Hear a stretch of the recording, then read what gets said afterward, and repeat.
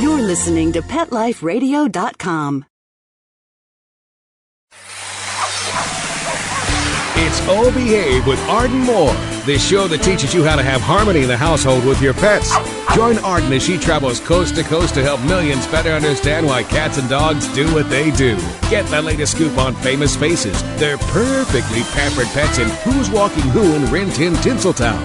From famous pet experts and best-selling authors to television and movie stars, you'll get the latest buzz from wagging tongues and tails. Garner great pet tips and have a doggone fur-flying fun time. So get ready for the pause and applause as we unleash your Oh Behave host, America's pet edutainer, Arden Moore. Welcome to the Oh Behave show on Pet Life Radio. I'm your host, Arden Moore. We know about many famous teams in the world. There's Abbott and Costello, Sherlock Holmes and Watson, quarterback Joe Montana and Jerry Rice. And for you cartoon aficionados, there's Tom and Jerry. But in the world of real pets, one pair stands out, Doctors Foster and Smith. Look around your home, and I bet a big bowl of kibble that you have at least one pet product that bears the name Dr. Foster and Smith. We know their names, but just who are the real Dr. Foster and Smith? We'll unveil that mystery in today's show as our special guest is Dr. Marty Smith. Welcome to the show, Dr. Marty. Thank you, Arden. That introduction is a little more than anybody else has ever done. Oh, well, I think you're a top dog in the pet world, and I want to honor you because I think it's nice that you're on the show.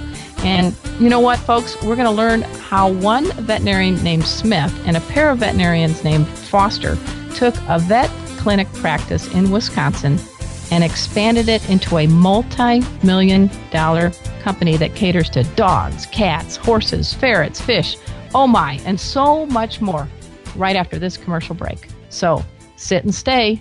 We'll be right back. Time for a pause. 4 furry ones, actually. Sit and stay. Oh Behave will be right back. Spills, pet messes, and dirt are unavoidable, but the stains and odors they cause are not. Spot Shot Instant Carpet Stain and Odor Eliminators, non-toxic, environmentally friendly, and biodegradable formula safely and permanently eliminates the toughest carpet spills and stains, even pet messes.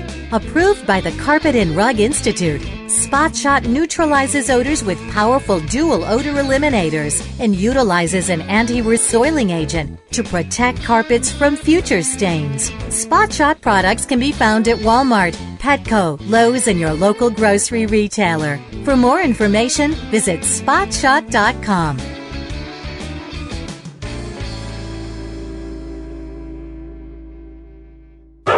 It's time for school for you and your friends, your furry best friends. Train your dog the fun and easy way with Teacher's Pet Sessions. Teacher's Pet host Pia Silvani teaches you step-by-step how to train your dog the fun and easy way. You get 8 30-minute live audio training sessions, complete transcripts of each session, plus a basic training manual to get you and your dog off to a great start. Training begins the moment you bring your dog home. Teacher's Pet Sessions offers positive reinforcement training to shape your dog's behavior and encourages upbeat, enthusiastic responses to ensure that your dog will enjoy learning. Teacher's Pet Sessions dog training is fun at both ends of the leash. So listen, learn, and laugh with your dog with Teacher's Pet Sessions. Get your copy of Teacher's Pet Sessions Volume 1 today. To order, go to teacherspetsessions.com. Hi, this is Pia Silvani, your host. Bring your dog, tug toy, and treats, and get ready to have some fun. teacherspetsessions.com.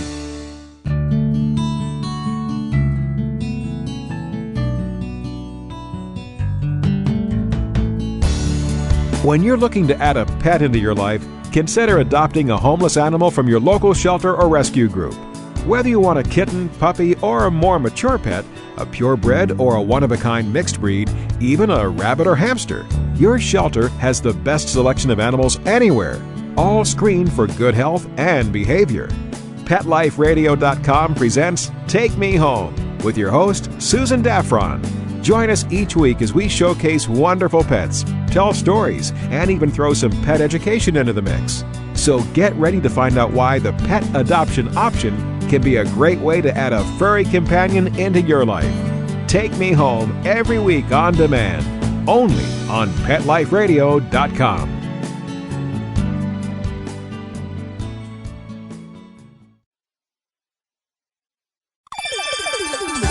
Let's Talk Pets on PetLifeRadio.com. Oh Behave is back with more tail-wagging ways to achieve harmony in the household with your pets. Now back to your fetching host, America's pet edutainer, Arden Moore. Welcome back to the Oh Behave Show on Pet Life Radio. I'm your host, Arden Moore. You're in for a special treat, listeners. Our very special guest today sports a very familiar name in the pet world. Yes, we're honored to have one half of that famous pet duo of Doctors Foster and Smith. Dr. Marty Smith, welcome to the show. Thank you, Arden. It's going to be fun to be here. All right. You know, you and the Foster brothers have literally built a pet dynasty. I mean, back in 1983, let's take people back. You were practicing vet medicine at a clinic in Wisconsin, and now you have a multi-million-dollar industry that, you know, you're kind of top dog in terms of catalog and online business. And here you are getting vaccinations in the early 80s. Some light bulb come on, or what happened that you just sort of recreated yourself? Well, Arden, to be honest with you, it was a thing of necessity. Dr. Roy Foster was my partner at the time, along with his brother, Ray Foster, developed Lou Gehrig's disease, which is, if you know, or ALS. It's a horrible disease, and God hope we start doing more research on it. Rory was a practicing veterinarian with me. We had 5 veterinary clinics. We were having the time of our life, and he got diagnosed. Within 3 months, he could no longer use a syringe. Oh, my gosh, that's fast. Yeah. Yeah. So with that disease, your mind is perfect, but your body is just undergoing terrible degeneration. So we started a newsletter, thinking of something to do that he could do. Right. And we started writing a newsletter called The Kennel Doctor. And the purpose of The Kennel Doctor was really to help humane societies, breeders, kennel owners, boarding facilities, things like that, deal with when somebody has a lot of dogs. And we could write the thing in about an afternoon. It would come out once a month. At that time, everybody charged $39 for a newsletter. And within 6 months, we had 11,000 subscribers. Wow. So we were kind of off and running, and young veterinarians like we were, we realized we still had needed something more for Rory to do because it didn't take any time to do it. So we started the mail order business. In our clinics, up to that point, I want to tell you a little bit about our clinics. Sure. I think we did some things right that I criticize veterinarians today for, and I'll be honest, I've got lots of hate mail for it. In our clinics that we had 5 or 6 clinics at a time, and anybody who brought a dog or a puppy or kitten into our clinic went through the normal shot series of spay or neuter was free, no charge. Wow. And, of course, that wasn't very popular in the veterinary community, but we brought a lot of people into veterinary medicine in our area of northern Wisconsin and Minnesota, because at that time, Arden, up here, a lot of people didn't use veterinary clinics. They took care of the pet at home. But when you brought somebody into the clinic, they'd come in 2 or 3 or maybe 4 times for their shots, spay the dog, they'd come in for suture removal. You had a client for life. And, yeah, it was a good thing for the pet. It was a wonderful thing for the pet community, but it was good for the veterinary practices. In other words, we built practices because people came to see us to get into the program. Don't you think that that's sort of a hallmark of what you are about? I don't know if your mama raised you right, but, you know, you have that reputation for good quality. We tried to. I mean, we made lots of mistakes along the way, but that was the program that started a lot of things. But then once Rory was affected with the disease, we got more into mail order. We continued to practice for another 12, 15 years, but after a while, Rory had passed away. The mail order business has grown, and both Race and I had children and families. It was just too much. He couldn't do both things. So we continued to help the practices that we sold with surgeries and seeing some of our favorite clients, but then we were just mail order only. We need to back up for our listeners, too, to explain that the very cool named Foster brothers of Rory and Race, these are awesome names, by the way. That's right. Are they 2 brothers? Was there other brothers in the family that were veterinarians or sisters? Do you know how they got the names? 3 other sisters with the name Randy, Reggie, and Rory. Oh, my God. Randy, Reggie, and Wren. Randy, Reggie, and Wren were the girls, and Rory and Race were the boys. They were from Michigan. Boy, just think if they had a dozen, they'd be getting close to running out of names. Just a super family. Oh, that's great. That's great. So here you are with this Doctors Foster Smith logo. It's kind of, I always think of the cough drops, the Smith brother cough drops. But I know you said sometimes you made mistakes along the way, but it seems like you didn't have to go to get an MBA to start this. You were a veterinarian who seemed to know that there was a need that had to be filled. All we did when we started the mailer business was build everything around the clinic. All the products in the original catalogs were just from our clinic. We made the products available to people at a lower cost. Rabies vaccine that in a clinic you might, God forgive me for saying this, but we used to pay 58 cents for a rabies vaccine, and you imagine what people charge for them, and they still pay about 58 cents to $1 for a vaccine. But that's how veterinary medicine was at that time. Veterinary medicine built a lot of its profit around the vaccines and getting the person in for that. Where today it's changed. It's more services are given out are available to the public than they were at that time. We have practices today that specialize in dental, orthopedics, ophthalmics, and all those sort of things, different programs. 10 to 15% was devoted just to putting space in the catalog for articles that might be dealing with the products or just general health issues that people would confront with their dog and cats. The original catalog were all dog and cat, and then later we had a horse one, and then today we've spread out into other things. My thoughts are this. Normally a catalog, a zillion percent of the space is devoted to selling, and yet you bucked tradition by having a lot of pet education articles and things like that. So tell us about why doing something maybe not conventional or what the guidance was the right pursuit.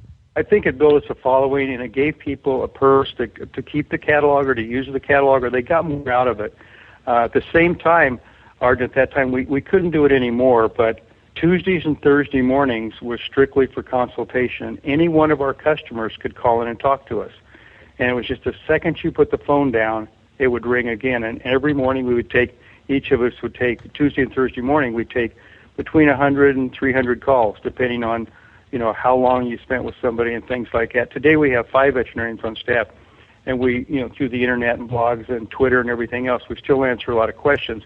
But at that time, it was all just take the call, answer the call, do as good as you could, hang up the phone would ring instantly, and you'd be off to the next call. So we always built around whether we were talking to them directly or whether we were writing articles for the catalog. It was trying to be an information source, trying to make us a little different from everybody else. But I'll tell you, Arden, it was a lot of fun. I mean, it would make it more enjoyable than just printing the book, shipping it out, and then praying for an order, because you became like in a veterinary clinic. I mean, every veterinarian will ever tell you that if he ever quits practicing like I did, you hate it for about the first 4 or 5 years.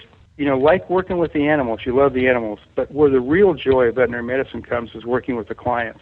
Get them through the good times, get them through the bad times, get them through those periods of transition. Those are the times you really enjoy, and you look back. And every veterinarian that's ever practiced in America could write in All Creatures Great and Small, because we've all had so many things. And to give that up is hard, but by going to the information source, talking to the clients, answering letters, you kind of kept that family alive for Race and I and Roy, because you still had people out there. A lot of times veterinary students will come to us and work in the clinic, and you can always pick the ones that are going to be good veterinarians. And it's not so much how smart you are, but it's your attitude. And if people would come to us and say, I don't like working with people, I just want to work with animals, for God's sakes, don't go into veterinary medicine, because the real art of veterinary medicine is working with the owner of that animal and not the animal itself.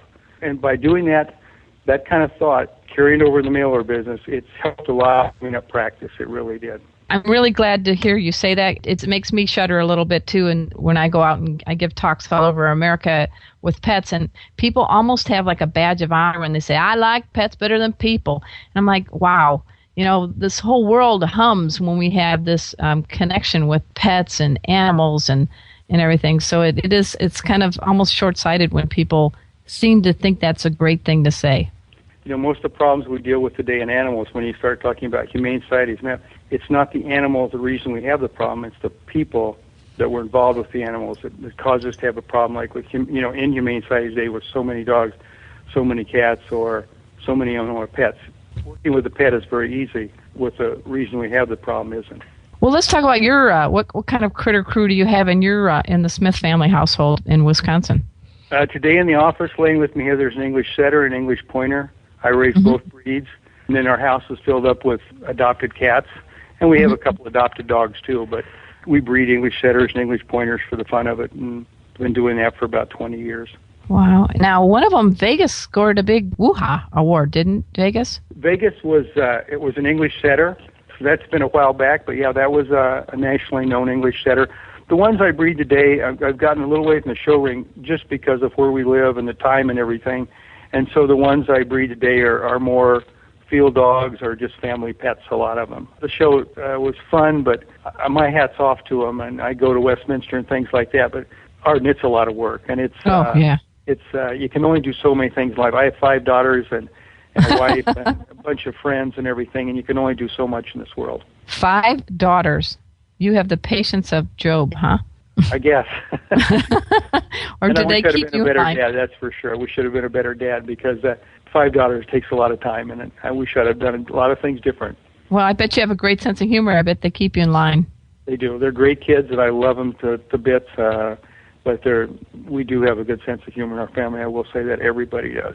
We are speaking with Dr. Martin Smith. He is part of the cool duel of Doctors Foster Smith. You know that catalog. You know the online. You know their videos. I mean, they help you learn how to. I love the videos. You've got everything from teaching people how to teach a dog to wear booties to trimming nails and more. We're going to be back with Dr. Smith right after we pay for this show by taking this commercial break. So sit and stay. We'll be right back. Time for a walk on the red carpet, of course. All Behave will be back in a flash right after these messages.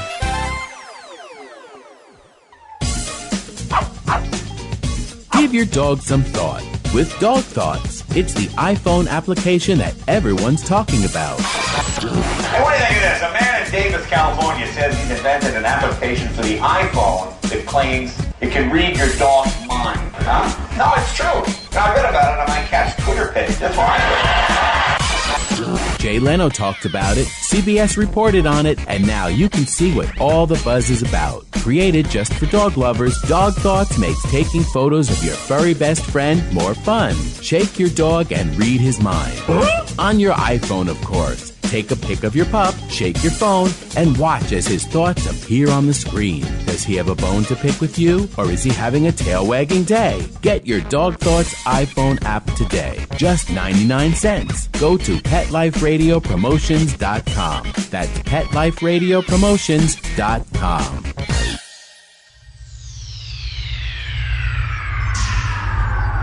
Greetings, human. What planet am I on? Welcome to Pet Planet. Here's a copy of Pet Planet Magazine, Florida's most informative and fun pet resource magazine. It features heartwarming stories and informative articles from local and national pet experts. Excellent. Pet Planet Magazine offers Operation Planet Rescue, helping rescued pets find new homes. And it's available at 500 locations in South and Central Florida and 24/7 on the internet at PetPlanetMagazine.com. If you're out and about with your pet, you may be featured in Paparazzi, candid pictures of you and your pet. For up-to-date pet-friendly events, activities, and pet-related services and products, Pet Planet Magazine is your final destination. I shall take this magazine home with me. Back to your home planet? No, to my condo in Boca.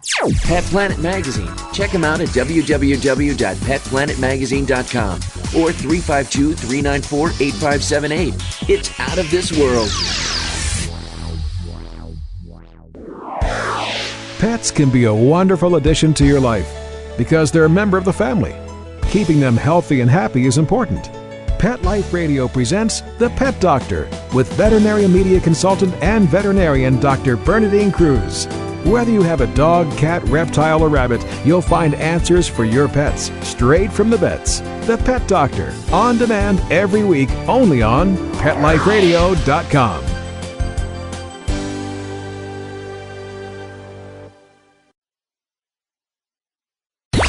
Let's talk pets. Let's talk pets On Pet Life Radio. Pet Life Radio. PetLifeRadio.com.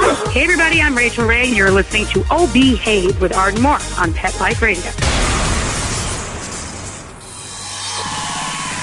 We're back from the lot. Just checked the paper and we had a record showing at the box. The letterbox, that is. Now back to Oh Behave. Here's Arden.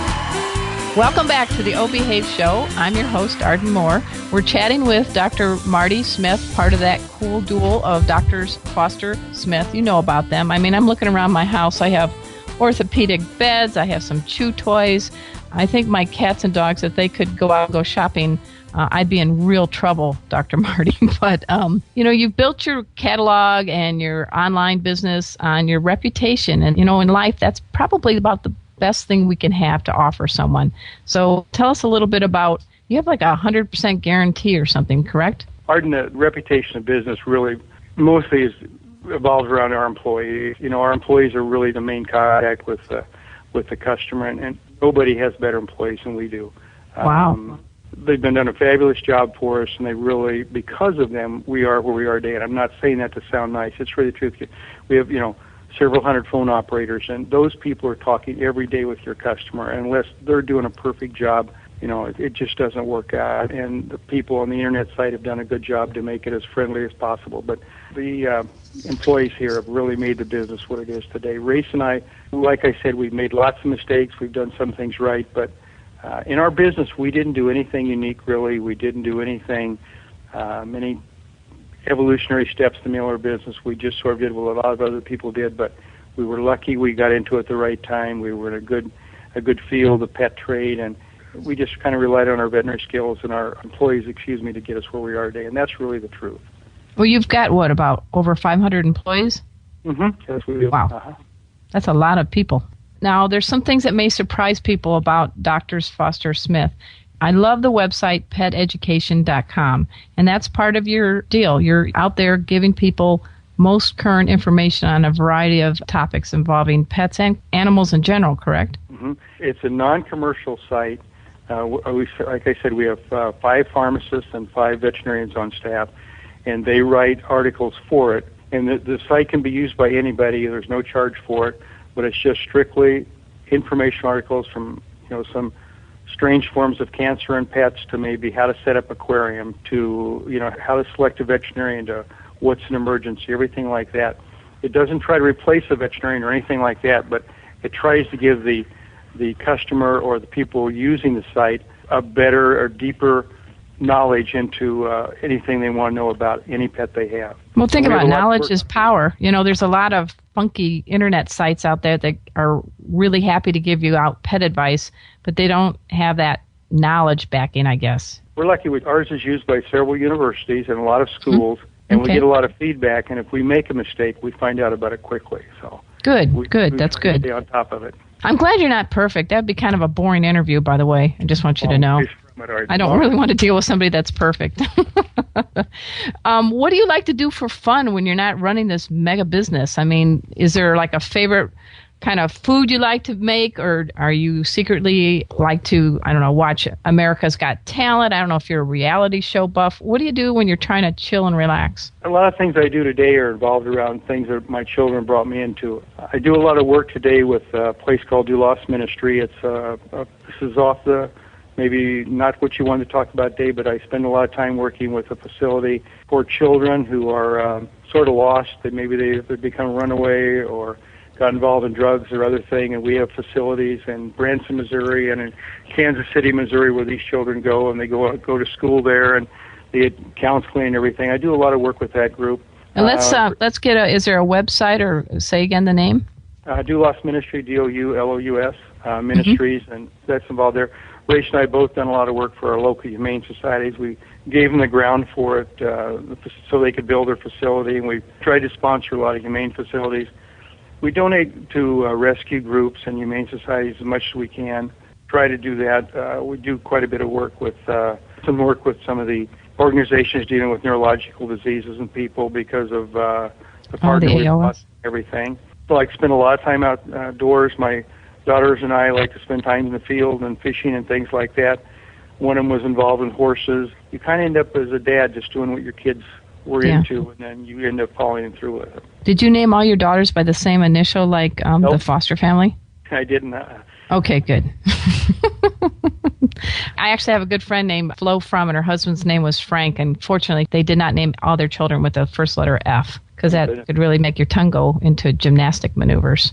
So you like to fish with your daughters, and you hang out with your English setter and pointers. You help raise like family-type dogs, correct? With the breed? Okay. Yeah. What is it about that breed, those two breeds, that really have piqued your interest? I guess I grew up with them. When I was 5, 6, 7 years of age, my dad had them, and those breeds, and I just always had them around me all the time. Lots of good breeds. One of the things we always run into in veterinary medicine is somebody says, well, I have a certain breed, and you can't do this with that, or this breed has to have that. When you get down to it, they're all about the same, and I think these are intelligent dogs, and somebody else thinks their poodle's an intelligent dog as it is. I think dogs are dogs, and if you like a certain color or a certain personality trait, go with it. There's a zillion of them out there, and I've just been with these guys forever. No, I think it's cool. Everybody's got like a favorite breed. Mine's the Corgi. I think they're a combination of Robin Williams and the Three Stooges myself. Brains and humor. They're a great dog. They're a great dog.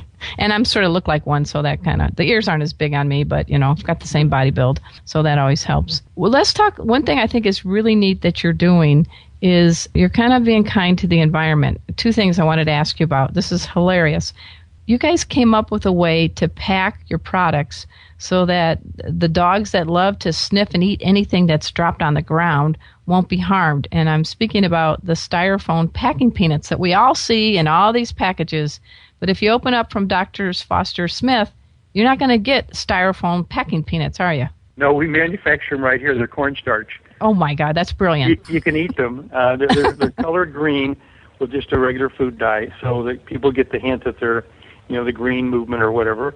But they're just made out of cornstarch, and they're biodegradable. You can eat them. They're totally harmless to the environment. How long ago did you guys come up with that idea? That's a pretty nice idea. It's really being very kind to the animals that you can't always catch from eating something they shouldn't. The technology became available to direct mailers about 4 or 5 years ago, and we went with it right away. So that's one thing. In the back of the building that just sits there all day making the styrofoam, or the peanuts that they're not styrofoam. Like I said, they're just made out of cornstarch. That's smart. That's smart. Well, you're in the corn country, in Wisconsin, so you probably have easy access, right? Absolutely. Now, the second thing, a lot of people know about your dogs and cat products and other things, but it sounds like you're also helping out coral reefs, which people need to realize. I grew up in Florida before. I lived in Florida for a number of years in my previous life as a newspaper reporter, and it always bothered me that people would think that coral reefs were not living, and they're actually animals, correct? That's right. Okay, so tell us a little bit about what you're doing with the coral reefs. Well, we do a lot with people that have saltwater aquaria. Everybody likes to have coral, whether soft coral or hard corals in their aquaria. And the hard corals especially were being over-harvested. In other words, people would go out and just decimate hard coral, collecting it to sell to people who had aquariums. Well, not us, but somebody thought up the idea, if you had one little piece of coral, given time and given the correct environment, you could grow as much coral as you ever wanted from it. So today, we don't harvest any coral, any of the hard corals from the ocean anymore. We have a farm right here in northern Wisconsin, and it's just batteries of saltwater tanks, and we'll take a piece of coral, and you break the hard skeleton, and then start it growing on a separate little substrate, and it will grow up and become any size you want within the limitation of that species of coral. And that way, we're not robbing the environment anymore of hard corals and just growing more and more, and we can supply any quantity needed by anybody. And a lot of the large aquaria buy from us now, like state and federal aquariums that are around the United States, or city aquariums, they'll buy from us, and they can get the coral. We'll grow them up maybe to a certain size, or they'll start them out at a small size and then grow them whatever size they want for their aquarium. We can keep doing that all of us together today, and it's really taken a huge burden off the environment. I'm sorry, I have to laugh. I'm just imagining it's February 17th in Wisconsin, and we're all freezing our tutus off. And yet there is probably one of the best places in the country that's growing coral. That's right. 365 days a year. And my partner, Reese, really took off and went with it and did a phenomenal job with it. And now Arden will have what's called a frag swap once a year, where people from all the United States come, and they'll bring a little piece of coral, and they'll bring it here in a little tank. They'll fly in the airport in an airplane with it. They'll come and they'll trade with other people, or they'll trade with us to get a certain kind of coral. And during that period, there will be seminars by specialists from all over the world come in and give talks about saltwater or freshwater aquarium. And then at the end of the weekend, everybody goes home with a new kind of coral for their tank back home. That's brilliant. That's fun, isn't it? You meet a lot of different people. Last year I was talking to somebody from a foreign country, and I have no idea what they were asking me, and I'm sure they had no idea what I was telling them. So, usually 800 to 1,200 people come in for that. Wow. I wanted to ask you, there's a lot of celebrities that go out and everybody knows them. I mean, I'm assuming in northern Wisconsin, your face is quite familiar, but do you get any kind of a celebrityness when you're traveling? Do people know who you are on a plane, or are you one of those fortunate people that can be famous but not have to be pestered? What's the story? I hate to shatter your image of me, but one time a stewardess asked if I was who I was. Really? And did they ask you if you were Dr. Foster or Smith? No, they just asked if I was the guy in the catalog, so I don't even know who they were asking. No, never. I guess I've never had anybody recognize me or pay much. And around town here, a lot of people don't even know about our mail order business. They just think I'm still over on the highway spaying dogs. So I'm really lucky that way. That's really the way I'd prefer it, I guess. I think if you had to do that, or like win the lotto and no one really knew who you were, and you could do really nice acts of kindness for others without having to deal with that other aspect of being famous or talent, I think you got lucky again. I think so. Yeah, now I promise I won't put billboards up or anything, okay? Well, there wouldn't be much to see if you did, so. Oh, come on. We are delighted that we have had, as our special guest today, Dr. Marty Smith, part of the duel of Drs. Foster Smith. And one day maybe we can get Race Foster to come on board. You can tell it wasn't so bad, right? He would happily do it. Okay, well, good. I want to get into the whole R thing. I'm going to have a whole bunch of alliterations on the word R because of his whole family named R. That's their first names. But tell him it'll be okay. It's not as bad as a spay or a neuter, I promise, as a guest on my show. I want to make sure that people know to go to Drs. Foster Smith. I'm sure you all already have that memorized pretty well. It's very easy. It's drsfostersmith.com. And more importantly, too, also go to peteducation.com. That's their site that has really helpful veterinarian-written and veterinary pharmacist-written articles that give you solid information to help you work even better with your vet about your dog, your cat, or other critter. Is there anything else I forgot? I don't think so. All right. Well, thank you. At this point, I want to say I also thank Mark Winter for being my producer on the show. And I also thank you listeners for tuning in each and every week. Go check out PetLifeRadio.com. We have a whole host of great hosts, so check it out. Until next time, this is your flea-free host, Arden Moore, delivering just 2 words to all you 2, 3, and 4-leggers out there. Oh, behave. Coast to coast and around the world, it's Oh Behave with Arden Moore. Find out why cats and dogs do the things they do, and get the latest buzz from wagging tongues and tails in Rin Tin Tinseltown. From famous pet experts and best-selling authors to television and movie stars, you'll get great tail-wagging pet tips and have a fur-flying fun time. Oh Behave with America's pet edutainer, Arden Moore. Every week on demand. This is the place for a special paparazzi treat, only on PetLifeRadio.com.